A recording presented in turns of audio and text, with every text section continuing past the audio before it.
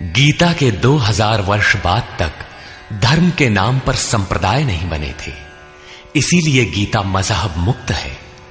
उस समय विश्व मनीषा में एक ही शास्त्र गूंज रहा था, उपनिषद सार गीता, मोक्ष और समृद्धि का स्रोत गीता।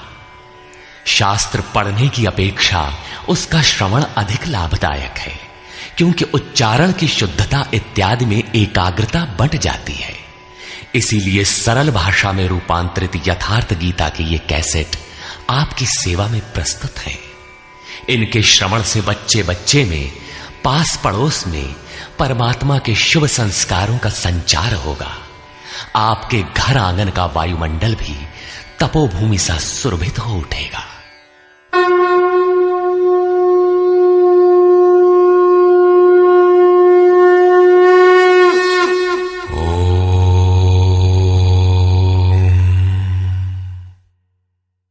श्री परमात्मने नमः।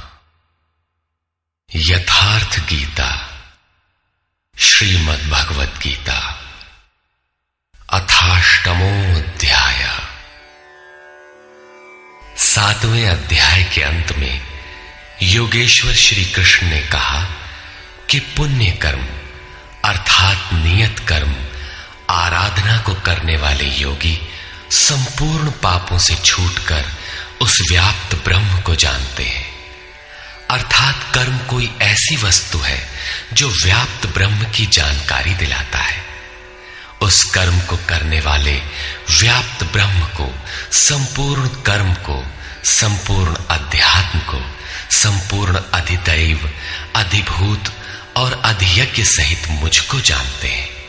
अतः कर्म कोई ऐसी वस्तु है जो इन सब से परिचित कराती है।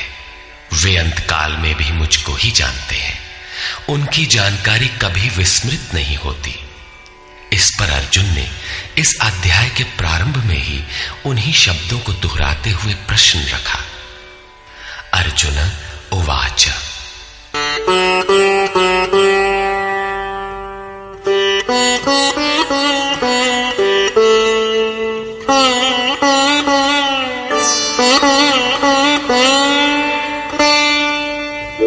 किम तद्ब्रह्म किमध्यात्मम् किम कर्म पुरुषोत्तम अधिभूतं च किम प्रोक्तम् अधिदैवं किमुच्यते।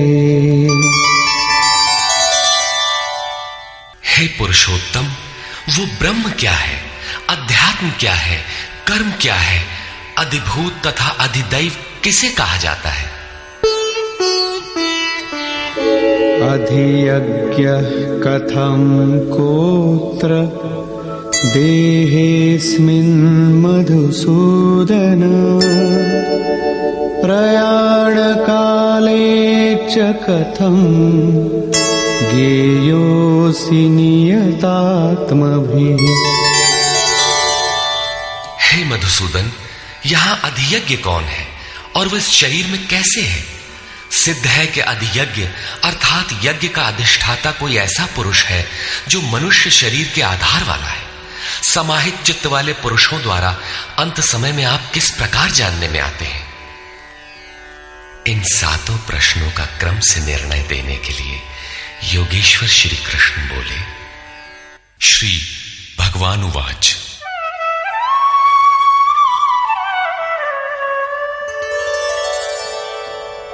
अक्षरं ब्रह्म परमं स्वभावोऽध्यात्ममुच्यते भूतभावोद्भवकरो विसर्गः कर्म संज्ञितः।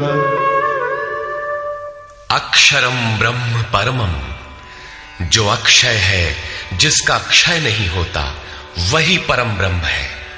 स्वभावः अध्यात्मम उच्यते, स्वयं में स्थिर भाव ही अध्यात्म अर्थात आत्मा का आधिपत्य है। इससे पहले सभी माया के आधिपत्य में रहते हैं, किंतु जब स्वभाव अर्थात स्वरूप में स्थिर भाव अर्थात स्वयं में स्थिर भाव मिल जाता है तो आत्मा का ही आधिपत्य उसमें प्रवाहित हो जाता है। यही अध्यात्म है, अध्यात्म की पराकाष्ठा है।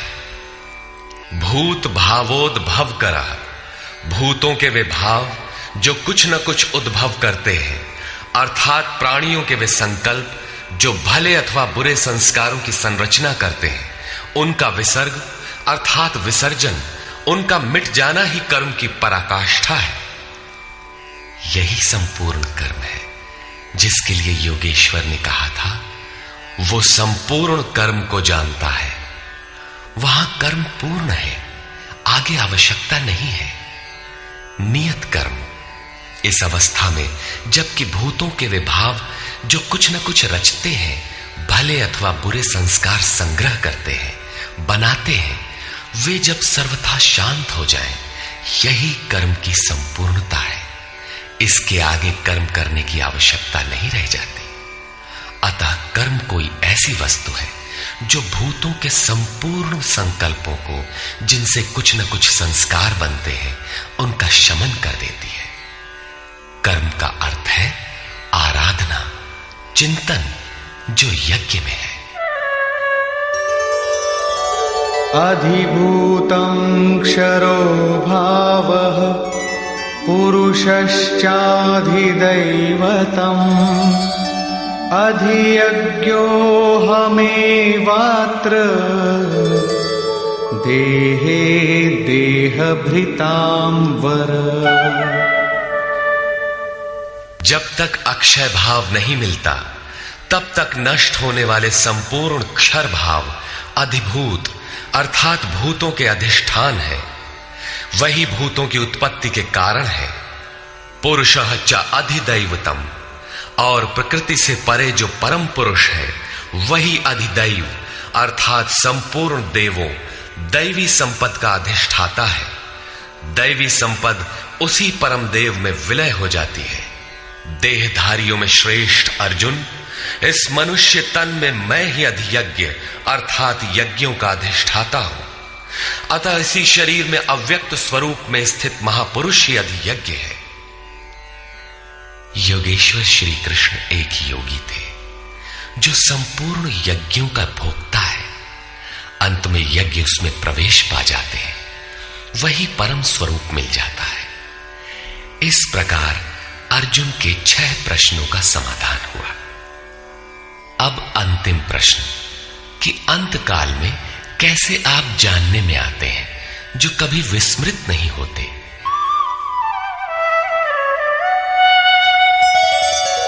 अंतकाले च मामेव स्मरन् मुक्त्वा कलेवरम् यः प्रयाति समद्भावम् याति नास्त्यत्र संशयः।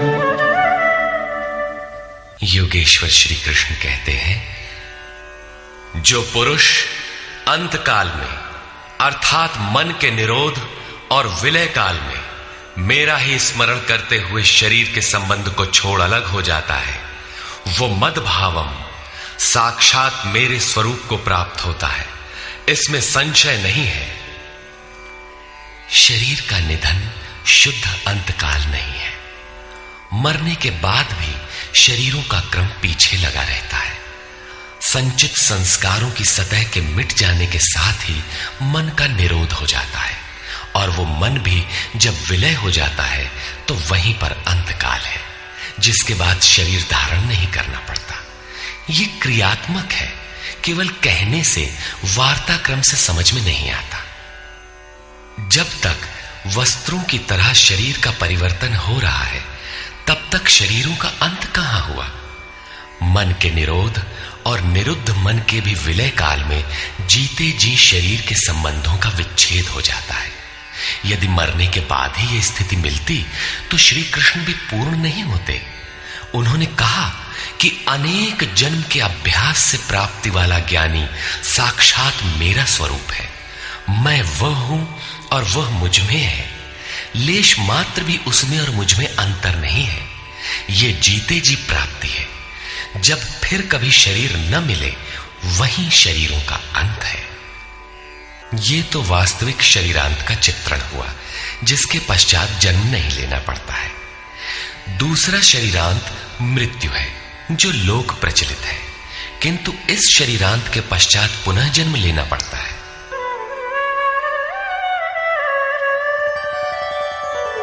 यं यं वापि स्मरन् भावं त्यजत्यन्ते कलेवरम् तं तमेवैति कौन्तेय सदा तद्भावभावितः।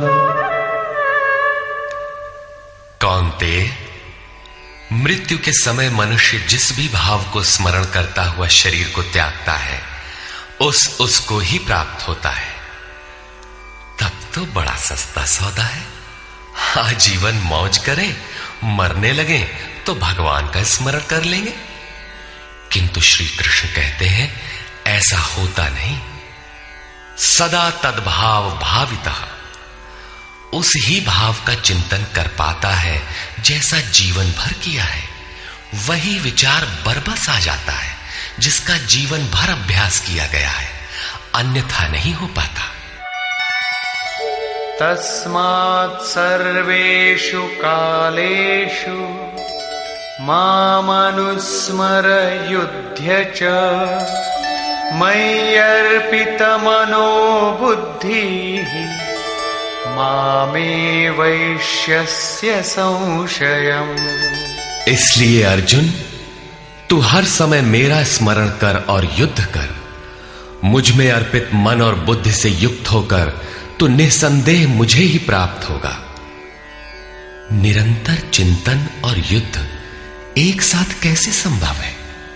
हो सकता है कि निरंतर चिंतन और युद्ध का यही स्वरूप हो कि जय कन्हैया लाल की, जय भगवान की कहते रहें और बाण चलाते रहें। किंतु स्मरण का स्वरूप अगले श्लोक में स्पष्ट करते हुए योगेश्वर कहते हैं,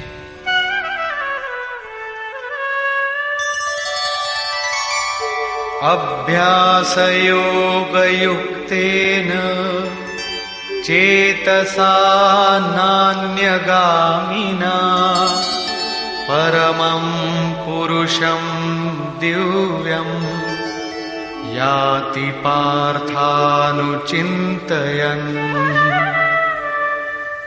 हे पार्थ, उस स्मरण के लिए योग के अभ्यास से युक्त हुआ, अर्थात मेरा चिंतन और योग का अभ्यास पर्याय है। मेरे सिवाय दूसरी ओर न जाने वाले चित्त से निरंतर चिंतन करने वाला परम प्रकाश स्वरूप दिव्य पुरुष अर्थात परमात्मा को प्राप्त होता है। मान लीजिए कि ये पेंसिल भगवान है, तो इसके सिवाय अन्य किसी वस्तु का स्मरण नहीं आना चाहिए। इसके अगल बगल आपको पुस्तक दिखाई पड़ती है या अन्य कुछ भी, तो आपका स्मरण खंडित हो गया। स्मरण जब इतना सूक्ष्म है कि इष्ट के अतिरिक्त दूसरी वस्तु का स्मरण भी ना हो, मन में तरंगे भी ना आए, तो स्मरण और युद्ध दोनों एक साथ कैसे होंगे? वस्तुतः जब आप चित्त को सब ओर से समेटकर अपने एक आराध्य के स्मरण में प्रवृत्त होंगे, तो उस समय मायिक प्रवृत्तियां काम क्रोध राग द्वेष बाधा के रूप में सामने प्रकट ही है। आप स्मरण करेंगे किंतु वे आपके अंदर उद्वेग पैदा करेंगे। आपका मन स्मरण से चलायमान करना चाहेंगे। इन बाह्य प्रवृत्तियों का पार पाना ही युद्ध है। निरंतर चिंतन द्वारा ही इनका अंत किया जाता है। इसलिए निरंतर चिंतन के साथ ही युद्ध संभव है। गीता का एक भी श्लोक बाह्य मारकाट का समर्थन नहीं करता। चिंतन किसका करें, इस पर कहते हैं,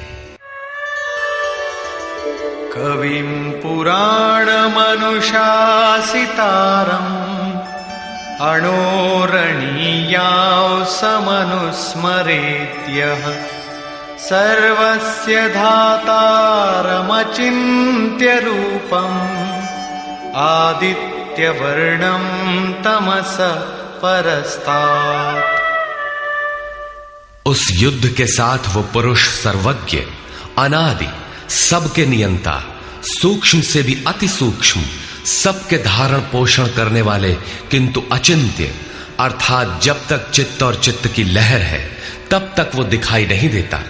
चित्त के निरोध और विलय काल में ही जो विदित होता है, नित्य प्रकाश स्वरूप और अविद्या से परे उस परमात्मा का स्मरण करता है। पीछे बताया मेरा चिंतन करता है, यहां कहते हैं परमात्मा का। अतः उस परमात्मा के चिंतन अर्थात ध्यान का माध्यम तत्व स्थित महापुरुष है। इसी क्रम में प्रयाण काले मनसाचलेन भक्त्या युक्तो योग बलेन चैव भ्रुवोर्मध्ये प्राणमावेश्य सम्यक् सतं परं पुरुषमुपैति दिव्यम्।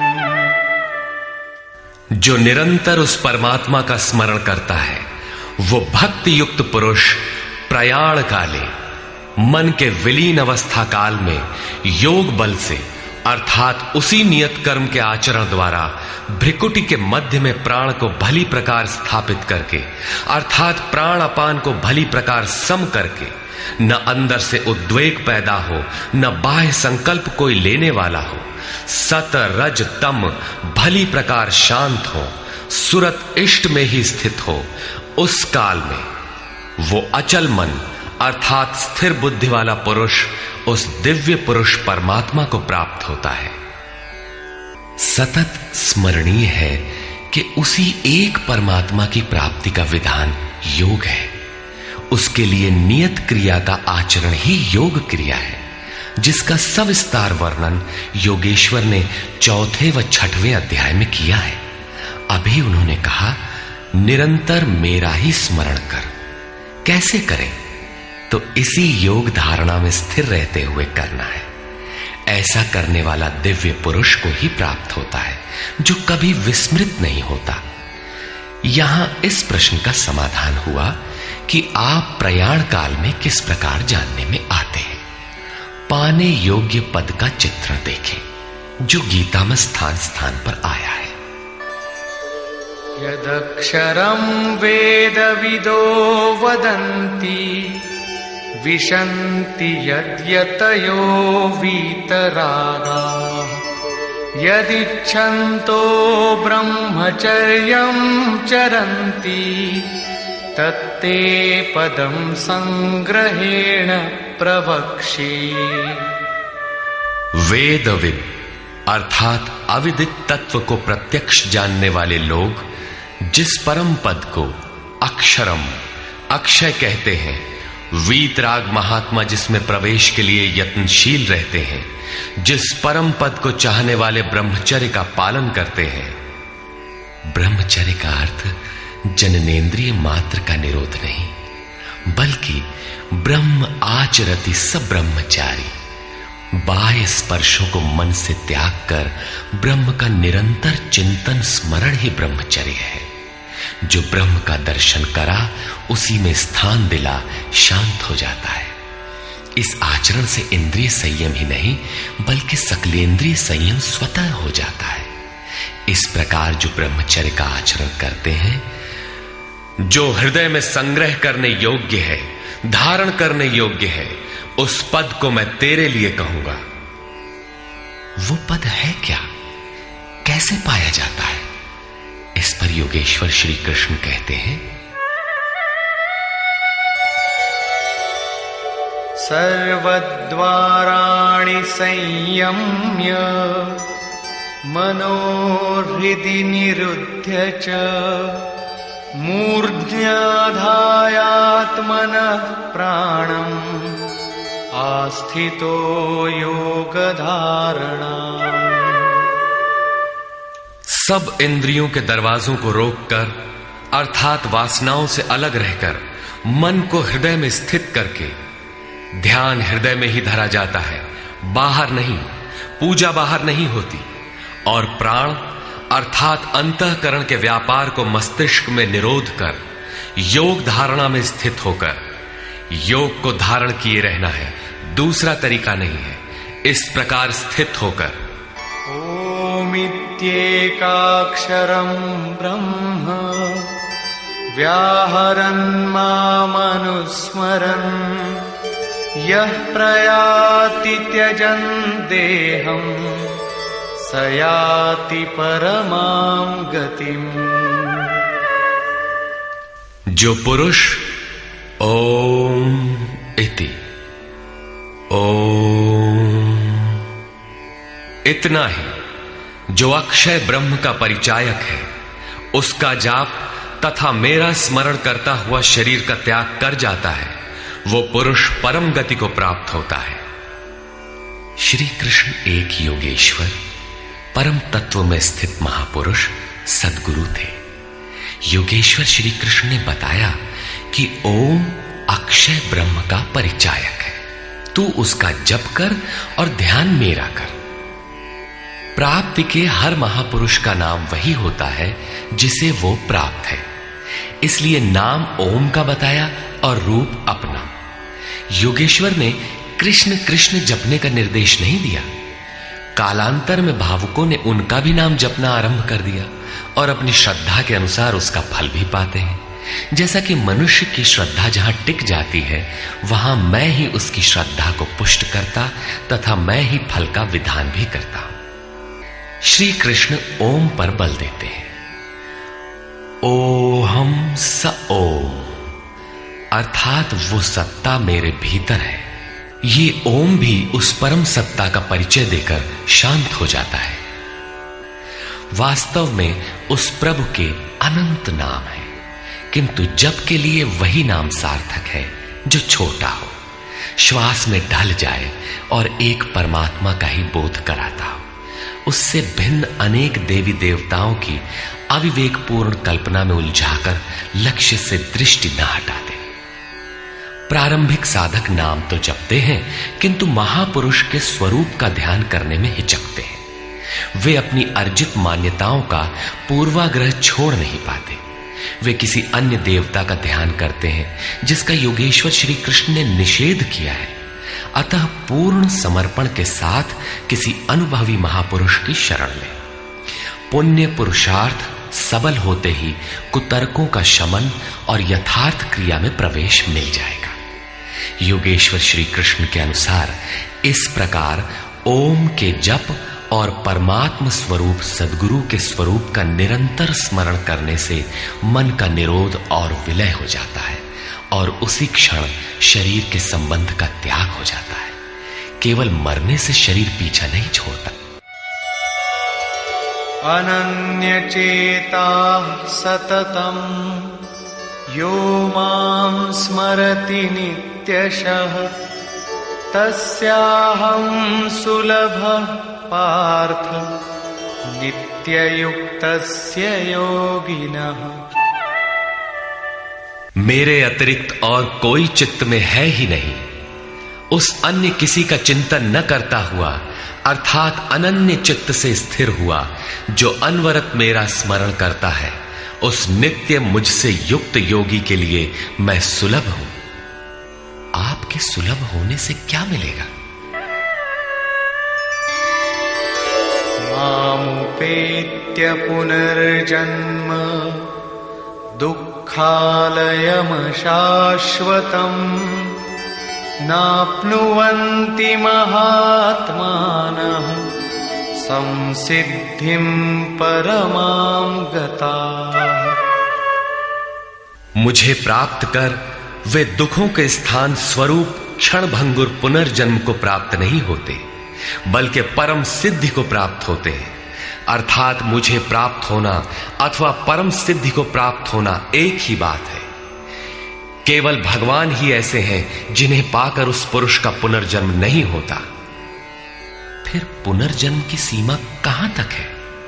आब्रह्म भुवना लोका पुनरावर्तिनोऽर्जुन मामुपेत्य तु कौन्तेय पुनर्जन्म न विद्यते। अर्जुन, ब्रह्मा से लेकर कीट पतंगादि सभी लोक पुनरावर्ती है, जन्म लेने और मरने तथा पुनः पुनः इसी क्रम में चलने वाले हैं। किंतु कौन्तेय, मुझे प्राप्त होकर उस पुरुष का पुनर्जन्म नहीं होता। धर्म ग्रंथों में लोक लोकांतरों की परिकल्पना ईश्वर पद की विभूतियों को बोध कराने के आंतरिक अनुभव या रूपक मात्र है। अंतरिक्ष में न तो कोई ऐसा गड्ढा है जहां कीड़े काटते हों और न ऐसे महल जिसे स्वर्ग कहा जाता हो। दैवी संपत्ति से युक्त पुरुष देवता और आसुरी संपत्ति से युक्त मनुष्य ही असुर है। श्री कृष्ण के ही सगे संबंधी कंस राक्षस और बाणासुर दैत्य थे। देव मानव तिर्यक योनियां ही विभिन्न लोक हैं।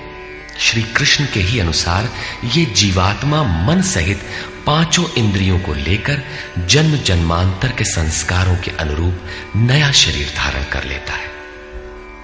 अमर कहे जाने वाले देवता भी मरण धर्मा है। क्षीणे पुण्ये मर्त्य लोकम विशन्ति। इससे बड़ी क्षति क्या होगी? वो देवतन ही किस काम का जिसमें संचित पुण्य भी समाप्त हो जाए। देवलोक, पशुलोक, कीट पतंगादि लोक भोगलोक मात्र है। केवल मनुष्य ही कर्मों का रचयिता है, जिसके द्वारा वो उस परम धाम तक को प्राप्त कर सकता है जहां से पुनरावर्तन नहीं होता। यथार्थ कर्म का आचरण करके मनुष्य देवता बन जाए, ब्रह्मा की स्थिति प्राप्त कर ले, किंतु वो पुनर्जन्म से तब तक नहीं बच सकता जब तक कि मन के निरोध और विलय के साथ परमात्मा का साक्षात्कार करके उसी परम भाव में स्थित न हो जाए। उसका पुनर्जन्म नहीं होना है, किंतु इस अव्यक्त स्थिति से पूर्व जब तक उसके पास अपनी बुद्धि है, जब तक वो ब्रह्मा है, वो पुनर्जन्म की परिधि में ही है। इन्हीं तथ्यों पर प्रकाश डालते हुए योगेश्वर श्री कृष्ण कहते हैं, सहस्रयुग पर्यन्तम् अहर्यद् ब्रह्मणो विदुः रात्रिं युग सहस्रान्ताम् तेहोरात्र विदो जनाः। जो 1000 चतुर्युगों की ब्रह्मा की रात्रि और 1000 चतुर्युगों के उसके दिन को साक्षात जानते हैं, वे पुरुष समय के तत्व को यथार्थ जानते हैं। प्रस्तुत श्लोक में दिन और रात विद्या और अविद्या के रूपक हैं। ब्रह्म विद्या से संयुक्त बुद्धि ब्रह्मा की प्रवेशिका तथा ब्रह्म विद्वरिष्ठ बुद्धि ब्रह्मा की पराकाष्ठा है। विद्या से संयुक्त बुद्धि ही ब्रह्मा का दिन है। जब विद्या कार्यरत होती है, उस समय योगी स्वरूप की ओर अग्रसर होता है।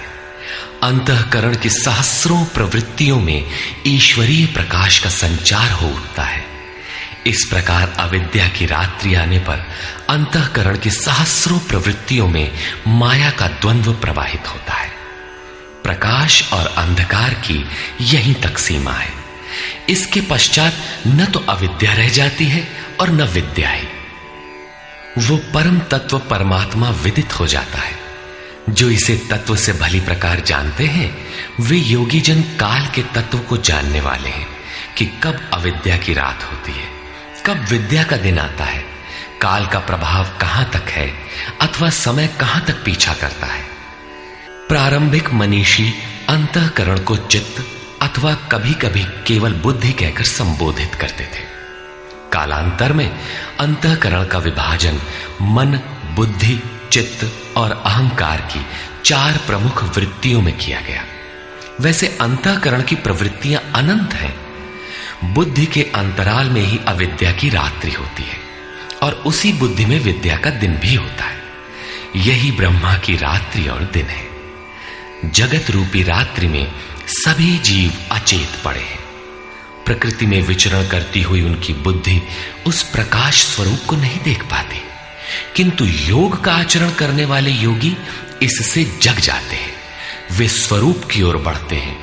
जैसा कि गोस्वामी तुलसीदास ने रामचरितमानस में लिखा है, कबहु दिवस मह निबिड़तम, कबहुक प्रकट पतंग, बिन सई उपजई ज्ञान जिमि, पाई कुसंग सुसंग। विद्या से संयुक्त बुद्धि कुसंग पाकर अविद्या में परिणत हो जाती है।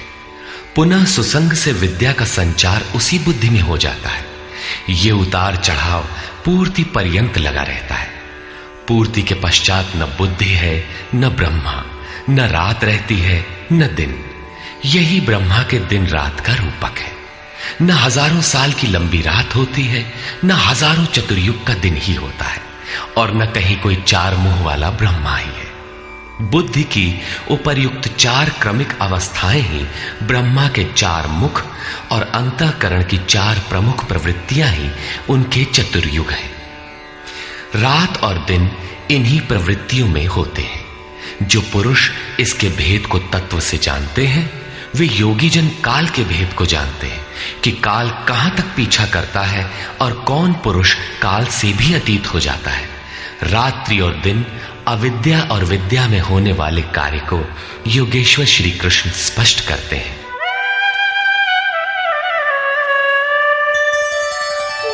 अव्यक्ताद् व्यक्तयः सर्वाः प्रभवन्त्यः रागमे, रात्र्यागमे प्रलीयन्ते, तत्रैवाव्यक्त संज्ञके। ब्रह्मा के दिन के प्रवेश काल में अर्थात विद्या, दैवी संपत्ति के प्रवेश काल में संपूर्ण प्राणी अव्यक्त बुद्धि में जागृत हो जाते हैं, और रात्रि के प्रवेश काल में उसी अव्यक्त अदृश्य बुद्धि में जागृति के सूक्ष्म तत्व अचेत हो जाते हैं। वे प्राणी अविद्या की रात्रि में स्वरूप को स्पष्ट देख नहीं पाते, किंतु उनका अस्तित्व रहता है। जागृत होने और अचेत होने का माध्यम यह बुद्धि है, जो सब में अव्यक्त रहती है, दृष्टिगोचर नहीं है। भूतग्रामः स एवायम्, भूत्वा भूत्वा प्रलीयते, रात्र्यागमे वश पार्थ, प्रभवत्यः रागमे। हे पार्थ, सब प्राणी इस प्रकार जागृत होकर, प्रकृति से विवश होकर अविद्या रूपी रात्रि के आने पर अचेत हो जाते हैं। वे नहीं देख पाते कि हमारा लक्ष्य क्या है। दिन के प्रवेश काल में वे पुनः जागृत हो जाते हैं। जब तक बुद्धि है तब तक इसके अंतराल में विद्या और अविद्या का क्रम चलता रहता है, तब तक वो साधक ही है। परस्तस्मात्तु भावोऽन्यो व्यक्तो व्यक्तात् सनातनः, यः सः सर्वेषु भूतेषु नश्यत्सु न विनश्यति। एक तो ब्रह्मा अर्थात बुद्धि अव्यक्त है, इंद्रियों से दिखाई नहीं पड़ती, और इससे भी परे सनातन अव्यक्त भाव है, जो भूतों के नष्ट होने पर भी नष्ट नहीं होता। अर्थात विद्या में सचेत और अविद्या में अचेत, दिन में उत्पन्न और रात्रि में विलीन भावों वाले अव्यक्त ब्रह्मा के भी मिट जाने पर वो सनातन अव्यक्त भाव मिलता है, जो नष्ट नहीं होता। बुद्धि में होने वाले उक्त दोनों उतार चढ़ाव जब मिट जाते हैं, तब सनातन अव्यक्त भाव मिलता है, जो मेरा परम धाम है। जब सनातन अव्यक्त भाव प्राप्त हो गया तो बुद्धि भी उसी भाव में रंग जाती है, उसी भाव को धारण कर लेती है। इसलिए वो बुद्धि स्वयं तो मिट जाती है और उसके स्थान पर सनातन अव्यक्त भाव ही शेष बचता है।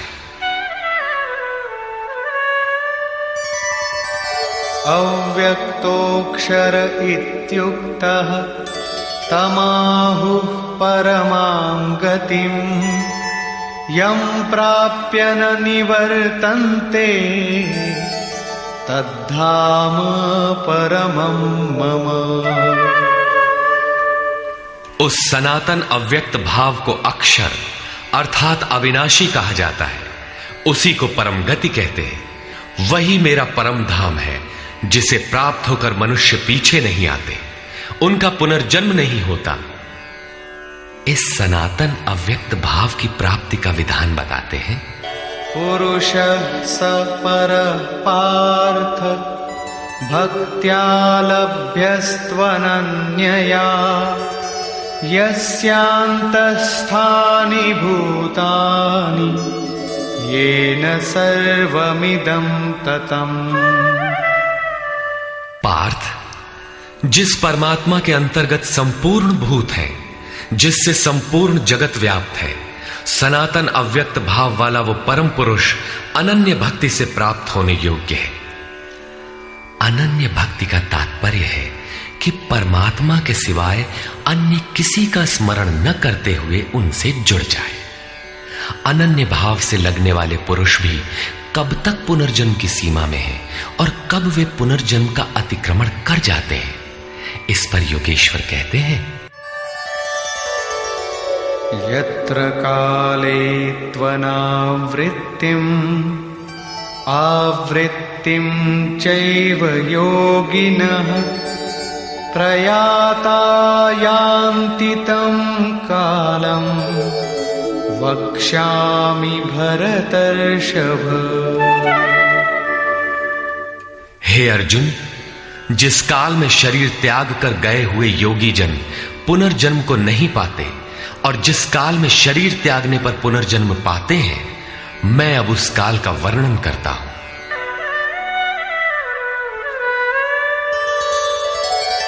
अग्निर्ज्योतिरः शुक्लः षण्मासा उत्तरायणम् तत्र प्रयाता गच्छन्ति ब्रह्मविदो जनाः। शरीर संबंध का त्याग करते समय जिसके समक्ष ज्योतिर्मय अग्नि जल रहा हो, दिन का प्रकाश फैला हो, सूर्य चमक रहा हो, शुक्ल पक्ष का चंद्र बढ़ रहा हो, उत्तरायण का निरभ्र और सुंदर आकाश हो, उस काल में प्रयाण करने वाले ब्रह्मवेत्ता योगी जन ब्रह्म को प्राप्त होते हैं। अग्नि ब्रह्म तेज का प्रतीक है, दिन विद्या का प्रकाश है, शुक्ल पक्ष निर्मलता का द्योतक है, विवेक, वैराग्य, शम, दम, तेज और प्रज्ञा ये षडैश्वर्य ही षण्मास है। ऊर्ध्व रेता स्थिति ही उत्तरायण है। प्रकृति से सर्वथा परे इस अवस्था में जाने वाले ब्रह्मवेत्ता योगी जन ब्रह्म को प्राप्त होते हैं, उनका पुनर्जन्म नहीं होता। किंतु अनन्य चित्त से लगे हुए योगी जन यदि इस आलोक को प्राप्त नहीं कर पाए, जिनकी साधना अभी पूर्ण नहीं, उनका क्या होता है, इस पर कहते हैं। धूमो रात्रिस्तथा कृष्णः षण्मासा दक्षिणायनम् तत्र चान्द्रमसं ज्योतिः योगी प्राप्य निवर्तते। जिसके प्रयाण काल में धुआं फैल रहा हो, योगाग्नि हो। अग्नि यज्ञ प्रक्रिया में पाए जाने वाले अग्नि का स्वरूप है, किंतु धुएं से आच्छादित हो, अविद्या की रात्रि हो, अंधेरा हो, कृष्ण पक्ष का चंद्रमा क्षीण हो रहा हो, कालिमा का बाहुल्य हो, षड विकारों अर्थात काम, क्रोध, लोभ, मोह, मद और मत्सर से युक्त दक्षिणायन अर्थात बहिर्मुखी हो, जो परमात्मा के प्रवेश से अभी बाहर है, उस योगी को पुनः जन्म लेना पड़ता है। तो क्या शरीर के साथ उस योगी की साधना नष्ट हो जाती है? इस पर योगेश्वर श्री कृष्ण कहते हैं। शुक्ल कृष्णे गति हेते जगतः शाश्वते मते एकया यात्यनावृत्तिम् अन्यया वर्तते पुनः। उपर्युक्त शुक्ल और कृष्ण दोनों प्रकार की गतियां जगत में शाश्वत हैं, अर्थात साधन का कभी विनाश नहीं होता। एक अर्थात शुक्ल अवस्था में प्रयाण करने वाला पीछे न आने वाली परम गति को प्राप्त होता है, और दूसरी अवस्था में जिसमें क्षीण प्रकाश तथा अभी कालिमा है, ऐसी अवस्था को गया हुआ पीछे लौटता है, जन्म लेता है। जब तक पूर्ण प्रकाश नहीं मिलता तब तक उसे भजन करना है। प्रश्न पूर्ण हुआ। अब इसके लिए साधन पर पुनः बल देते हैं।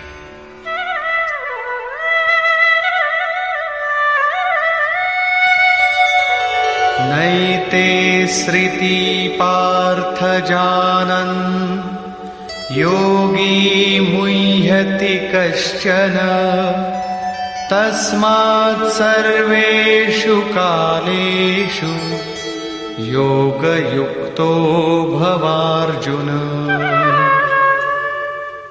हे पार्थ, इस प्रकार इन मार्गों को जानकर कोई भी योगी मोहित नहीं होता।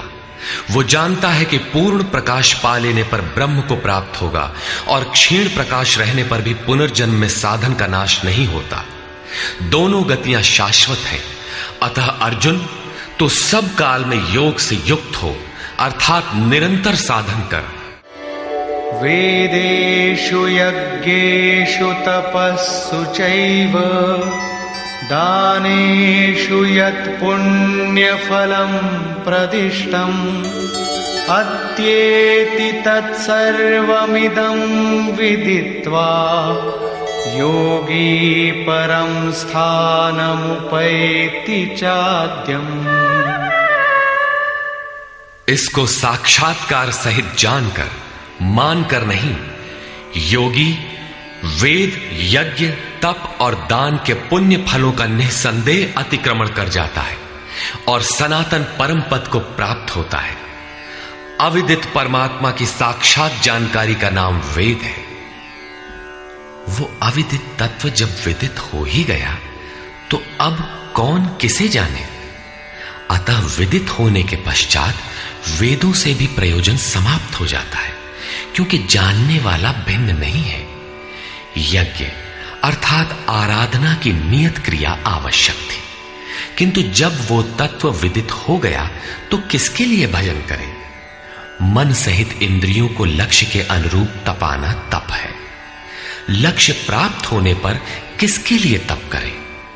मन, वचन और कर्म से सर्वतोभावेन समर्पण का नाम दान है। इन सब का पुण्य फल है परमात्मा की प्राप्ति। फल भी अब विलग नहीं है, अतः इन सब की अब आवश्यकता न रही। वो योगी यज्ञ, तप, दान इत्यादि के फल को भी पार कर जाता है। वो परम पद को प्राप्त होता है। निष्कर्ष, इस अध्याय में 5 प्रमुख बिंदुओं पर विचार किया गया, जिनमें सर्वप्रथम अध्याय 7 के अंत में योगेश्वर श्री कृष्ण द्वारा बीजारोपित प्रश्नों को स्पष्ट समझाने की जिज्ञासा से इस अध्याय के आरंभ में अर्जुन ने 7 प्रश्न किए कि भगवान, जिसे आपने कहा वह ब्रह्म क्या है, वह अध्यात्म क्या है, वह संपूर्ण कर्म क्या है, अधिदैव, अधिभूत और अधियज्ञ क्या है, और अंतकाल में आप किस प्रकार जानने में आते हैं कि कभी विस्मृत नहीं होते। योगेश्वर श्री कृष्ण ने बताया कि जिसका विनाश नहीं होता वही पर ब्रह्म है। स्वयं की उपलब्धि वाला परम भाव ही अध्यात्म है, जिससे जीव माया के आधिपत्य से निकलकर आत्मा के आधिपत्य में हो जाता है, वही अध्यात्म है। और भूतों के वे भाव जो शुभ अथवा अशुभ संस्कारों को उत्पन्न करते हैं, उन भावों का रुक जाना, विसर्ग, मिट जाना ही कर्म की संपूर्णता है। इसके आगे कर्म करने की आवश्यकता नहीं रह जाती। अतः कर्म कोई ऐसी वस्तु है जो संस्कारों के उद्गम को ही मिटा देता है। इसी प्रकार क्षर भाव अधिभूत हैं, अर्थात नष्ट होने वाले ही भूतों को उत्पन्न करने में माध्यम है। वे ही भूतों के अधिष्ठाता हैं। परम पुरुष ही अधिदैव है, उसमें दैवी संपद विलीन होती है। इस शरीर में अधियज्ञ मैं ही हूं, अर्थात जिसमें यज्ञ विलय होते हैं वह मैं हूं। यज्ञ का अधिष्ठाता हूं, वह मेरे स्वरूप को ही प्राप्त होता है, अर्थात श्री कृष्ण एक योगी थे। अधियज्ञ कोई ऐसा पुरुष है जो इस शरीर में रहता है, बाहर नहीं। अंतिम प्रश्न कि अंत समय में आप किस प्रकार जानने में आते हैं। उन्होंने बताया कि जो मेरा निरंतर स्मरण करते हैं, मेरे सिवाय किसी दूसरे विषय वस्तु का चिंतन नहीं आने देते और ऐसा करते हुए शरीर का संबंध त्याग देते हैं, वे मेरे साक्षात स्वरूप को प्राप्त होते हैं, जिसे अंत में ही वही प्राप्त रहता है। शरीर की मृत्यु के साथ यह उपलब्धि होती हो ऐसी बात नहीं है। मरने पर ही मिलता तो श्री कृष्ण पूर्ण न होते। अनेक जन्मों में चलकर पाने वाला ज्ञानी उनका स्वरूप न होता। मन का सर्वथा निरोध और निरुद्ध मन का भी विलय ही अंतकाल है, जहां फिर शरीरों की उत्पत्ति का माध्यम शांत हो जाता है। उस समय वह परम भाव में प्रवेश पा जाता है, उसका पुनर्जन्म नहीं होता। इस प्राप्ति के लिए उन्होंने स्मरण का विधान बताया। अर्जुन, निरंतर मेरा स्मरण कर और युद्ध कर, दोनों एक साथ कैसे होंगे? कदाचित ऐसा हो कि जय गोपाल हे कृष्ण कहते रहें, लाठी भी चलाते रहें। स्मरण का स्वरूप स्पष्ट किया कि योग धारणा में स्थिर रहते हुए मेरे सिवाय अन्य किसी भी वस्तु का स्मरण न करते हुए निरंतर स्मरण कर। जब स्मरण इतना सूक्ष्म है तो युद्ध कौन करेगा? मान लीजिए यह पुस्तक भगवान है, तो इसके अगल बगल की वस्तु, सामने बैठे हुए लोग या अन्य देखी सुनी कोई वस्तु संकल्प में भी न आए, दिखाई न पड़े। यदि दिखाई पड़ती है तो स्मरण नहीं है। ऐसे स्मरण में युद्ध कैसा? वस्तुतः जब आप इस प्रकार निरंतर स्मरण में प्रवृत्त होंगे तो उसी क्षण युद्ध का सही स्वरूप खड़ा होता है। उस समय मायिक प्रवृत्तियां बाधा के रूप में प्रत्यक्ष ही हैं। काम, क्रोध, राग, द्वेष दुर्जय शत्रु हैं। ये शत्रु स्मरण करने नहीं देंगे। इनसे पार पाना ही युद्ध है। इन शत्रुओं के मिट जाने पर ही व्यक्ति परम गति को प्राप्त होता है। इस परम गति को पाने के लिए अर्जुन, तू जप तो ओम का और ध्यान मेरा कर, अर्थात श्री कृष्ण एक योगी थे। नाम और रूप आराधना की कुंजी है। योगेश्वर श्री कृष्ण ने इस प्रश्न को भी लिया कि पुनर्जन्म क्या है, उसमें कौन कौन आते हैं। उन्होंने बताया कि ब्रह्मा से लेकर यावन मात्र जगत पुनरावर्ती है और इन सब के समाप्त होने पर भी मेरा परम अव्यक्त भाव तथा उसमें स्थिति समाप्त नहीं होती। इस योग में प्रविष्ट पुरुष की दो गतियां हैं। जो पूर्ण प्रकाश को प्राप्त षडैश्वर्य संपन्न ऊर्ध्वरेता है, जिसमें लेश मात्र भी कमी नहीं है, वह परम गति को प्राप्त होता है। यदि उस योग कर्ता में लेश मात्र भी कमी है, कृष्ण पक्ष सी कालिमा का संचार है, ऐसी अवस्था में शरीर का समय समाप्त होने वाले योगी को जन्म लेना पड़ता है। वह सामान्य जीव की तरह जन्म मरण के चक्कर में नहीं फंसता, बल्कि जन्म लेकर उससे आगे की शेष साधना को पूरा करता है। इस प्रकार आगे के जन्म में उसी क्रिया से चलकर वह भी वहीं पहुंच जाता है जिसका नाम परम धाम है। पहले भी श्री कृष्ण कह आए हैं कि इसका थोड़ा भी साधन जन्म मरण के महान भय से उद्धार करा के ही छोड़ता है। दोनों रास्ते शाश्वत हैं, अमिट हैं। इस बात को समझकर कोई भी पुरुष योग से चलायमान नहीं होता। अर्जुन, तू योगी बन। योगी वेद, तप, यज्ञ और दान के भी पुण्य फलों का उल्लंघन कर जाता है, परम गति को प्राप्त होता है। इस अध्याय में स्थान स्थान पर परम गति का चित्रण किया गया है, जिसे अव्यक्त, अक्षय और अक्षर कहकर संबोधित किया गया है, जिसका कभी क्षय अथवा विनाश नहीं होता। अतः ओम तत्सदिति श्रीमद् भगवद गीता सूपनिषत्सु ब्रह्म विद्यायाम योग शास्त्रे श्री कृष्णार्जुन संवादे अक्षर ब्रह्म योगो नाम अष्टमोऽध्यायः। इस प्रकार स्वामी अड़गड़ानंद कृत श्रीमद् भगवद गीता के भाष्य यथार्थ गीता का 8वां अध्याय पूर्ण होता है। हरि ओम तत्सत।